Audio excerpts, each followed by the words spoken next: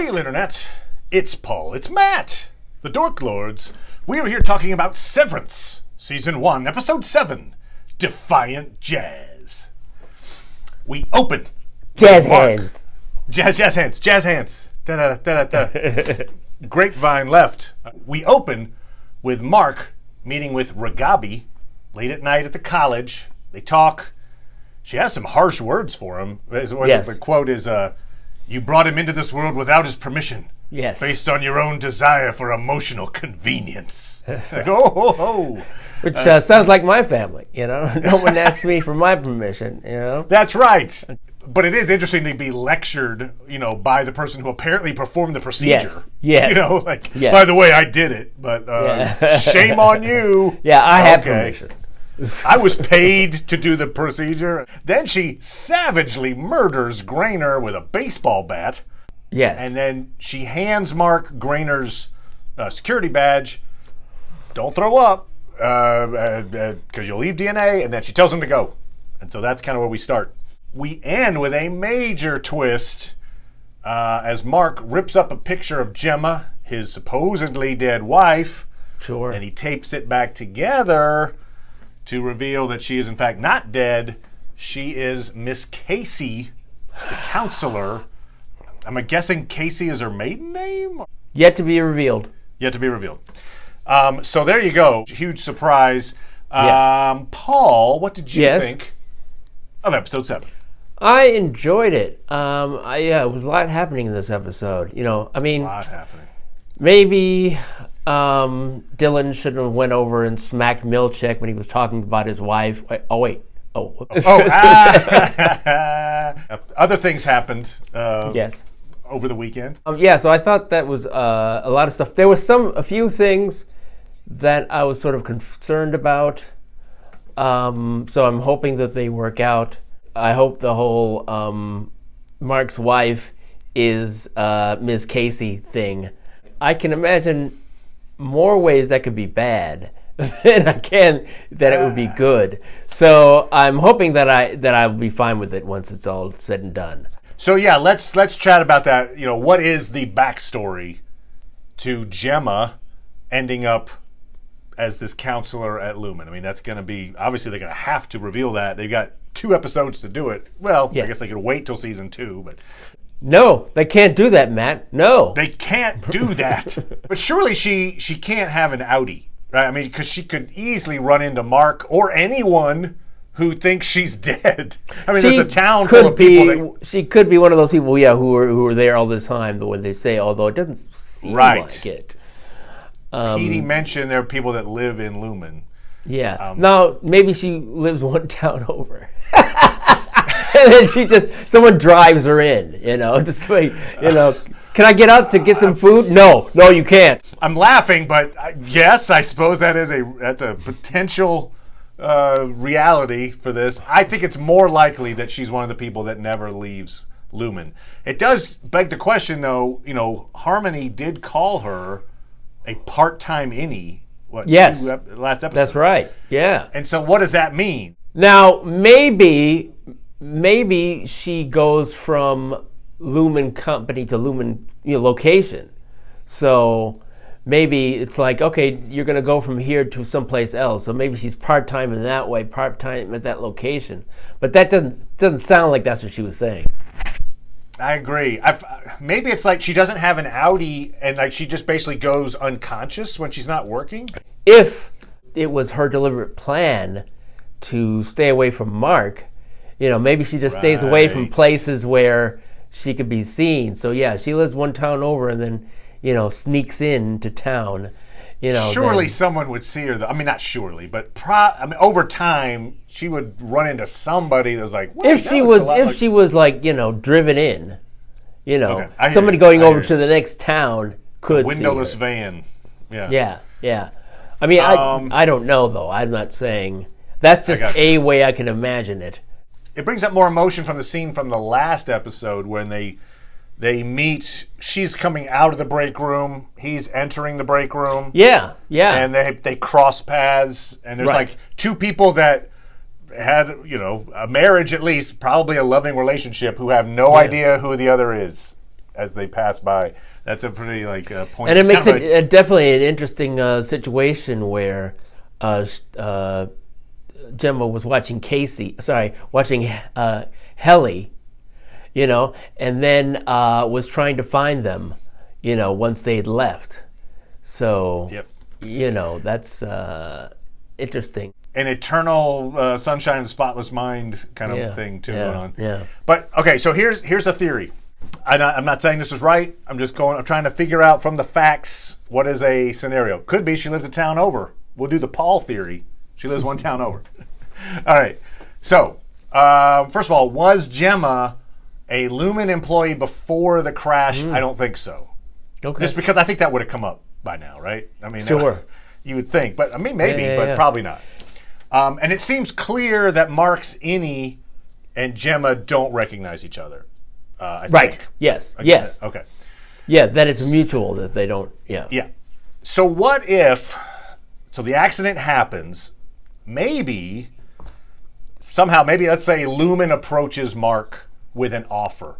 Like they can't bring Gemma back to life, but their tech can give her some form of life working at Lumen. And then Mark agrees to sever himself so that even though his innie will never know it, he still gets to be with his wife.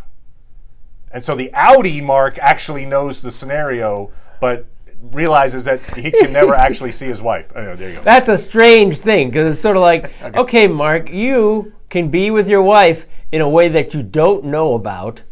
And so, and the inside you won't know either. But I don't know if you're suggesting that they're not going to tell them that. Oh, at least he's thinking, at least I get to see my wife on the inside. But I think he will be a little more desperate to get inside, I would think. Right, that's a good point, yes. He's like, sever me, like reintegrate me so I can go into work and see my wife. Well, that's kind of, so I thought we might be getting to, and I think we still will, whether or not that theory, my crackpot theory, is right. I think based on the ending of this, where he tapes the picture back. Yes. I think what we're about to see, because also the big event that happens in this episode, other than reveal that Gemma is Miss Casey, is that they're going to flip the switches. Dylan's going to flip the switches, and the outies will become innies for some period of time. In the outworld, yes. Probably that night, because he's there that night. So does that suggest that Mark is about to become an innie, looking at the taped up picture and suddenly realizing, oh, Miss Casey is Gemma. I mean, this may be the moment when his innie realizes that's my wife, perhaps. Yeah? Yeah, sure. I mean, I guess, since it's not the reintegration, it's just temporary putting your consciousness, flipping your consciousness, let's say. I guess what he would have to do is see the picture and be like, why is this picture ripped? No. Who is? Right. Oh, that's her. Why is a picture of her ripped up? Because he won't know that it's his wife, and you have to put down, oh, this is Miss Casey on the picture for his, for his outie to see and understand. So he still doesn't have the context because he's not integrated. I got you. But he'll also be in the house. Maybe there's other pictures or something he can find, or he's going to want to know more about his outie, right? He's going to go around that house. Or he can create a special code for himself to write. That's right. We'll talk about that. There was like a multimedia thing. We've seen that with other shows like Watchmen and stuff, but they released this thing called the Lexington letter. We'll talk about that at the end because it's kind of separate from the show, but there is some interesting stuff in it. So we'll give it a mention after we talk about this episode. Put a pin in that. We'll be back to the Lexington letter. It'll be interesting. Next episode, I assume, we're going to see perhaps Helly, Mark, and Irv all innies trying to navigate the outie world, and then also maybe try to communicate with their outie in some way. Sure. Okay, how do I leave information from my whatever? I mean, it's going to be really interesting to see how that goes. Yeah, I mean, what are the odds? It seems like the odds would be kind of high for his neighbor to come over. Good point. Also, maybe kind of high that Dylan might be in trouble, right? He's like, I'll stay. Sure. Yeah, okay. It's interesting the amount of danger that he's willing to incur. There's a lot of that kind of stuff happening. All of our employees are basically reaching this level of rebellion, partially through the book. Mark certainly is being influenced by the UUR. Dylan obviously is being influenced by the fact that he saw his kid, and Milchick will acknowledges it. It's like, yeah, it was your kid, but I'm not telling you any more about him. And like, that, just the buildup of rage from that. And then, of course, Irving hits the end of when Burt suddenly gets retired. Like the day after the teams meet and Burt is sent to the break room, Burt retires. It's like, okay, yeah, they're kicking him out. It's interesting to me that at first I thought that the preparations they were talking about was his retirement, but no, that's something separate. So they're towards the end of whatever project they're doing, and will probably begin another project. I mean, it seems like, the Irv one is the least suspicious in that, sending him away because he's doing that would certainly be, it's like, okay, you're doing this stuff, we don't like that, so we're going to send you away. That's the one. I think it's also, though, potentially related to the fact that they were fraternizing. I think, at least in Irv's mind, it is, for sure. Right, he says, like, are you punishing us? Right. Yeah. But they could have been punishing him for all the things that he's doing and then sending him away. And I did theorize though at the time that Lumen's not going to let this happen. They're going to keep those two guys apart.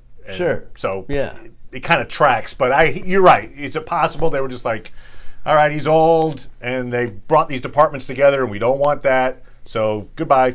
Maybe. Maybe they also did a door for them too, so that they couldn't get out, a special door. But it doesn't, feel like they did that. I agree, because Irving got in and he didn't have the security badge. Yeah, right. So there you go. This scene includes what I consider to be the funniest scene in the series so far. Okay. And that is Burt's retirement video. I wrote down one of the quotes. I am certain you will remain with me in spirit, in some deep and yet completely inaccessible corner of my mind. Oh, man. That was classic. So Audi Burt just doing look, I don't even know you guys. I have no idea what you do. Yeah. I'll probably miss you. I don't know why I would. I don't even know your names. And then he's pointing to Milchick, thinking he's maybe pointing to himself. Anyway. Yes. Man, that was pretty good. That was quality. Yeah. Irving then explodes, and there's that great line. There's a lot of good lines in this episode, but one of them was you smug mother. He's like, you're not severed. Basically calls Milchick out. Screw you. Oh, no, look, he's retiring. You're killing this guy. Yeah. My favorite when Irv says, let's burn this to the ground. Yeah, it's like the sister line to that. He comes back, he's now ready. Enough for him. Yeah, that's enough. Burn this place to the ground. Yeah. Another great line from this. So, I feel like what we see is Milchick, we could talk about whether he's trying to manipulate Dylan or not, but he seems to realize, Dylan likes perks, so he mentions perks. Yes. And then even though they haven't reached the threshold for the musical dance experience perk, because it's 75%, they're only at 73. He's like, here's a perk that I can entice Dylan with. And so the music dance experience is a great scene as well. And then it ends with that great bit where Milchick, having been bitten and he's outraged, he just says the musical dance experience is canceled. Yes. You're like, very nice, very nice. I like that he put on, because he wears a white, short sleeve white button down. That's his standard outfit. But for the music dance experience, he put on a white long sleeve turtleneck so that he could do the dancing. I think it was like, this is my dancing shirt. Anyway, it was kind of funny. But yes, the music dance experience.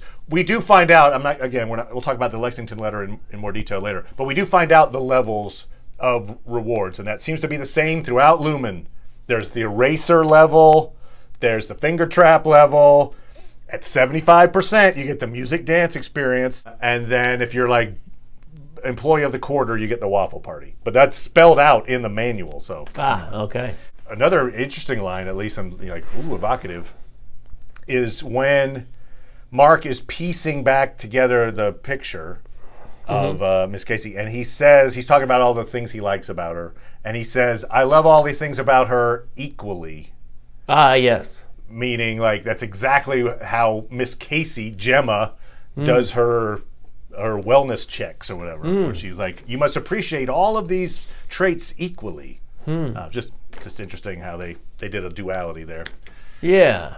It makes me wonder if that's an aspect of her work before, her being involved in Lumen, if somehow it was an aspect of their romance, like you would need to say, oh yes, I love all these things about you equally or something. That is just a preference of hers that wound up in her work at Lumen. Well, and I mean, to your point too, just to backtrack on theories about Gemma, you mentioned the possibility that she like staged this to get away from Mark. Yeah. Which, if that's true, woo. Yeah. It would be really, and that would make me wonder if his sister, might have been is aware of it. Yeah, she might be aware of it. It's something we haven't seen from Lumen yet, where if somebody would come to Lumen and say, I never want to go outside again. Just take me in because I want to escape. Maybe. I guess why not in some ways. Yeah. I mean, that's one of the thing that wasn't revealed and is, covered in the story there is how they market it to people. They don't even discuss that with Mark, really. He's the one talking about the reason why he would do it. But he wasn't phrased it as, this is what I was told, this is what I was pitched. And even when the surgeon there is telling him about challenging decision that he made, she doesn't even pitch it that way. So, obviously the security badge is a big plot point. Maybe a little convenient, frankly, where the same day that he sends it down with his innies, the same day they're like, oh, I can get into the security. So this badge, which I feel like is just so dangerous for him to be using. Yes, Ragabi says like, oh, they can't track whose badge it is, but all the employees know when he pulls the badge out, all of his fellow employees are like, oh, that's Grainer's badge. So the guy who's dead, and you're going around using it. You went into security. Somehow you got into security, which you weren't supposed to be able to. The security head is dead, and his card is missing. I'm just saying, it just seems like any Mark might be in some real trouble. Well, yeah, as I was telling you, and it's not distracting or taking away from the quality of the show for me, but the fact that Ragabi, the fact that she's like, give this to him, this person that I don't know, Mark, inside, give it to him, he'll know what to do. Really? He will? Will he? Like, oh, this is weird. I got to. I mean, in some ways, he might be like, oh my God, I got to get rid of this, because eventually he would learn that Grainer's not around anymore for whatever reason, and he's got Grainer's badge. He'd be like, oh God, and he just put it down, like run away. I don't know. If they hadn't done that procedure where Dylan found out about his son, I guess he could have held on to it for a little longer until it felt right for him to use. If that stuff wasn't happening with that other group, with Burt, maybe I guess he could have held on to it for a little longer. There are a lot of coincidences and conveniences that are kind of creating this thing where everybody's pissed off at once and wants to help. Right. I mean, one thing we discussed before, though, is the the company is doing things in order to keep them apart, in order to keep them from causing problems like this. So, if if she was acting under the assumption, like, this system is just, they keep doing things, the people in there keep doing things to follow it up, you can just assume that it's going to happen. Yeah, that's a good point. If you don't push away, then this tends to happen just naturally. I mean, another thought would be, and the more I think about it, the more I don't think this is likely, but I'll throw it out as a possibility, that maybe this is some odd plan on Milchick's behalf where he's actually trying to push them to riot. He's the one that like shows up at Dylan's place with this card, you dropped this card. Oh God, like, it doesn't seem that important. Could be, but also could just be, that's an excuse I have to go into this guy's place and then arrange for him to see his kid and then not tell him about his kid and let him freak out about it. Also, hey, look, we're retiring Burt.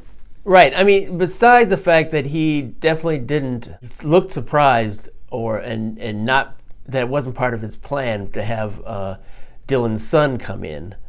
But, that's like next level when you can just like, okay, let's do this in front of your son. If you really, I mean, because we did see him, pretend in front of Irving, right, with the whole scanner thing. Oh, did I scan that? Oh, whoops. And then he's like, yeah, I did a 212 on the group. So at least he's got a track record of being emotionally manipulative. It's a stretch to think he did all this, and to what end? I think, unless he's like trying to pull down the company or something. So, yeah, it's probably just the confluence of circumstances all have arrived. Although you did introduce the possibility that Harmony and Milchick are in a plan to overthrow everything. I'll say that with Harmony insisting on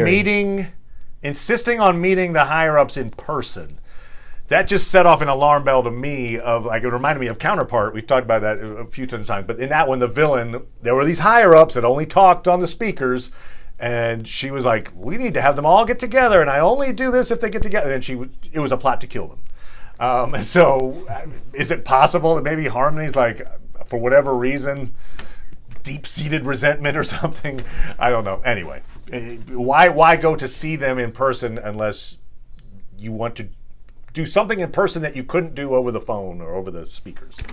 Right. Well, we've certainly seen her want to plead her case, and this is another example. She's certainly, which is interesting, but sort of like you guys, Lumen is asking to be overthrown. This is like, would you accept the idea that reintegration is possible? I mean, sort of like...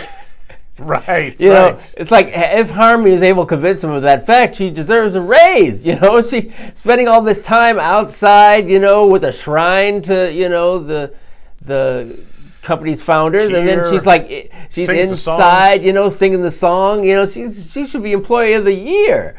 People are talking about, the possibility that Helly is a member of the family, the Keir family, of the Eagles. But if that's the case, it's sort of like it still would pale in comparison to Harmony's devotion. Yeah, I agree. I was trying to think what is it about, and I mean, we might very well see Helly's Audi become an innie in the next episode. So we might see where the situation she's in. Right. But it occurred to me maybe, anyway, I'm not saying this is necessarily in Helly's case, but it made me think, I could imagine a scenario where, hey, Lumen needs some new employees. Maybe we could make an arrangement with the local authorities. Hey, you imprisoned for a long period of time. Here's an idea. We'll get you out of prison if you agree to be a Lumen employee for us. So then it would give you reason to never allow your innie to leave, right? You'd be like, hey, if your innie quits, you go back to jail. Whatever, something like that, where you hold something over them. Interesting. And certainly there's precedent in in our own lives, in our own reality of people taking for granted people who are imprisoned. Maybe those are the people that, Petey was talking about who stay in there, people who've lost their rights. So maybe that's what they started with, was prisoners. Because certainly, you can... one of the benefits of that in terms of the mind severance is like any inclination you would have to commit crimes, you'd forget.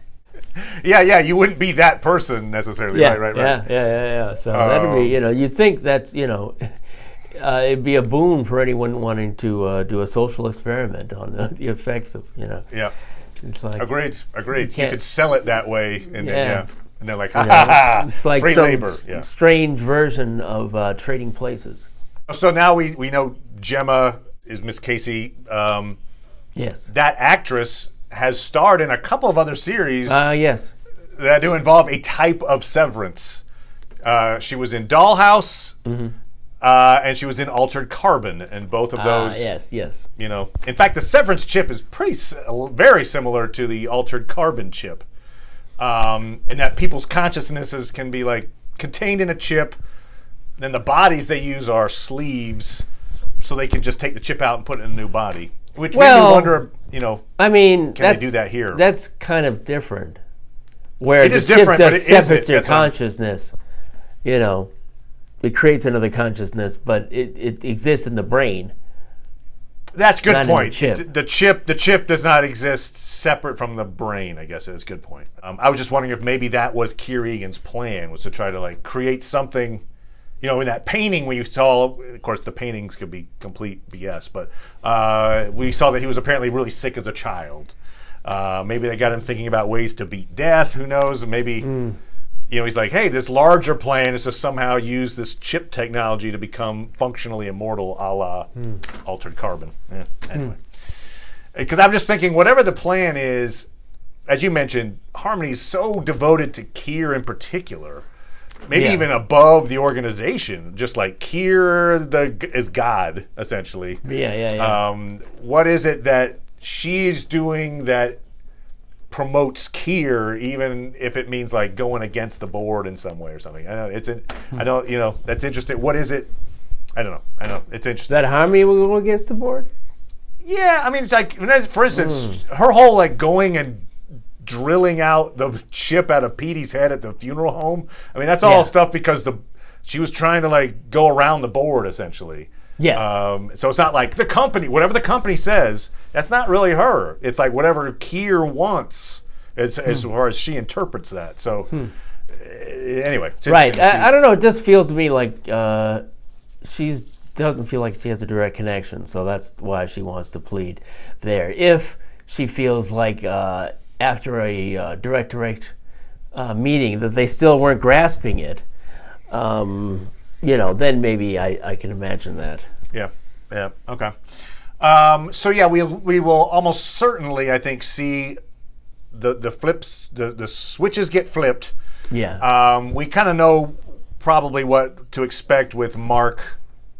Mark will be in his home, probably, if it's that night. Sure. He'll probably have that picture, be wondering about it, and go, oh, look, whatever, that scenario.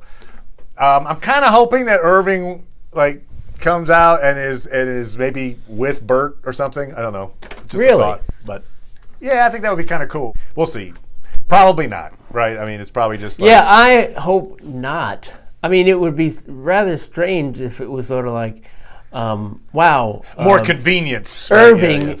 Yeah, Irving was like upset because he's not going to see Burt anymore. Except that, well, at least his Audi gets to see him. It's like, oh, okay. Yeah, okay, you're right. I mean, the pathos.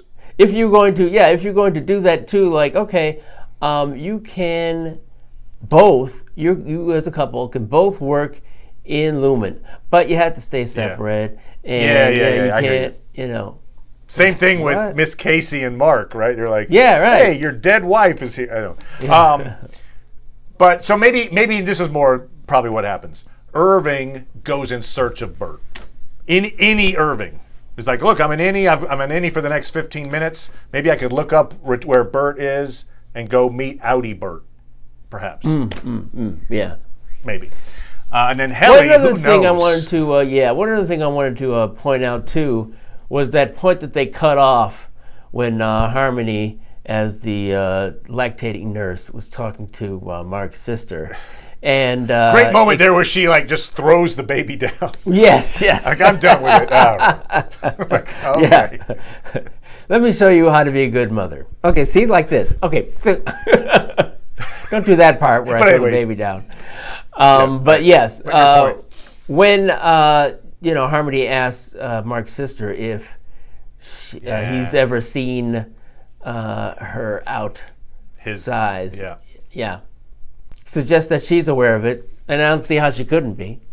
Oh, right. Certainly. And then the fact that she even brought that candle to, obviously, Harmony brought the candle from Mark's place, right. So we thought at first it was a test for Mark. Like, is this Mark gonna remember his outies, his dead wife's, his wife dying? But no, in some ways it's probably a test for both of them, right? Harmony's probably testing whether Miss Casey is remembering her outie, perhaps. As well. Anyway, interesting. Could be. Test for them both. We also, as we thought in that conversation, the lactating conversation, Devin brings up the point of it seemed like that Gabby woman was just using her innie for childbirth purposes, and there's no response from Harmony. So I think we can check that box. Yep, that's what's happening. Yes. So different uses for this thing. All right, I know we've talked for a while here. Let me kind of briefly sum up the Lexington letter. So the Lexington letter consists of two components. One is a part of an orientation manual specifically for the refining department. It's complete with a cartoon chip named Sevy. Kind of looks like the DNA strand from Jurassic Park. And then the other part is this correspondence between this former Lumen employee, Peg, and the local newspaper. So the Lumen employee, Peg, I'll say at the end of the correspondence, we find out that she's been killed in yet another mysterious car accident. Yeah. But she lived in Topeka, Kansas. She went to K-State for a short time, didn't graduate. She became a school bus driver for many years. At some point, she describes this incident that happened that kind of made her go screw this job. And so she decides for a career change. She sees this ad for Lumen and decides to give it a shot. They give her the "you'll never work again" pitch. So that's what we do. That's how they get people in. Look, you'll never work. It'd be great. So she gets severed. I think it's 2 years go by. She works 2 years, and it's great as far as she knows. One day she gets a message from her innie. It is written in code. As a little girl, she had a code that was based on symbols, like seahorse equals A, and she used to write to her sister or something. Well, that code shows up in her pocket, and it's her innie going, "Hey, I don't know if I remember this code, but I don't remember why I know this code, but hopefully you can read it, and let's chat." And so they start sending messages back and forth, and it seems pretty innocuous at first, like, "What's life out there? Oh, I did blah, blah, blah, blah." And so they communicate for a while, and then at some point, the innie's like, "I got this big project, and it was really cool. I got the melon bar party because we finished the project, the Lexington project." Well, as it turns out, within a few minutes of this Lexington project being finished, a competitor of Lumen, one of their trucks blows up in New York. Now, if it had been on Lexington Avenue in New York, that would have been oh, but it's not. We don't know. But Audi Peg associates the finishing of this project with this big explosion from Lumen's competitor. Seems like a bit of a reach, frankly, but anyway, she gets crazy about it. It's obvious. So she then, asks that question to the innie, and then their correspondence gets found out, and the innie is obviously being sent to the break room, and then at some point the innie writes a code, shoves it in her mouth before she goes on the elevator. So it's like, what? And the code is basically, they're after you. You should go. And so Peg quits and goes on the run until she dies. But before she dies, she sends this expose letter kind of thing to the local news, to the Topeka Star. And so that's kind of the extent of that. What we do, there's a big dun-dun stinger at the end of it where the person that the reporter asks the editor, "Hey, should we run with this story?" And the editor's like, "Nah, this is stupid. Let's just stick with local basketball." And then that editor's name is Jim Milchick. And so we know our Milchick is Seth Milchick, but obviously, anyway, there's some relative of his is apparently a newspaper editor in Topeka, Kansas. I know it is a weird tie-in, but it just shows we know that Lumen now definitely has companies around the country. We know things like, for instance, the refining department in Topeka also has 4 employees. So there's always 4 people there. We get a better sense of what they do. So the numbers, we had kind of theorized, we were pretty close in like episode 2 or so. The numbers are related to the 4 tempers, the malice and, frolic and that stuff. And so you're supposed to move the numbers, identify this is malice, and then move it into one of the 5 bins at the bottom. And each of the bins has to have, I guess, like an appropriate number of each of those tempers, which I didn't realize at the time, but okay, so that's it. So all the balance out. Here's the part that was a little odd. According to the manual, if you, let's say you try to move the malice numbers in and it's the wrong percentage to move into a bin, the computer tells you it's wrong. Oh. So like, wait, if the computer knows, why are you doing this? But anyway, who knows? But there's that.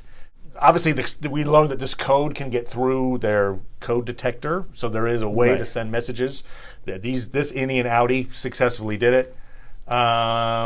And it also feels like they don't necessarily go seek people out, in this case anyway, right? This is a bus driver who seemingly just on her own decided, I'm just going to go and get a better gig. So those are the things I got out of it. If you've got something else out of the letter out there, let us know. What does this mean that the numbers make people blow up trucks in other states? It sounds weird. Maybe I don't know. There's more to be learned there. Obviously, they're not throwing that plot point out in this letter. Definitely not. Yeah. So that's that in a quick nutshell. All right. Looking forward to episode 8. I'd love to see that. I want to see the outies become innies. That's what I'm looking forward to. Really, as I think I mentioned a number of times, definitely want to see what Helly's life is outside. And I'd like to see what Burt's life is like too. Oh, sorry, Irving's life. And I think we may, in this episode, either this one or the next one, probably this next one, because it's like something about Guess Who's Coming to Dinner or something like that is the title. I feel like it's probably going to be Harmony meeting up with this board, perhaps. Right, yes. So that'd be cool too. Anyway, we'll be back talking about that, and also Moon Knight's coming pretty quick. So we'll be talking Moon Knight as well. Yes. So, thank you as always, Paul. Appreciate it, good You're sir. welcome. No problem. And we'll talk to everybody next time. Bye.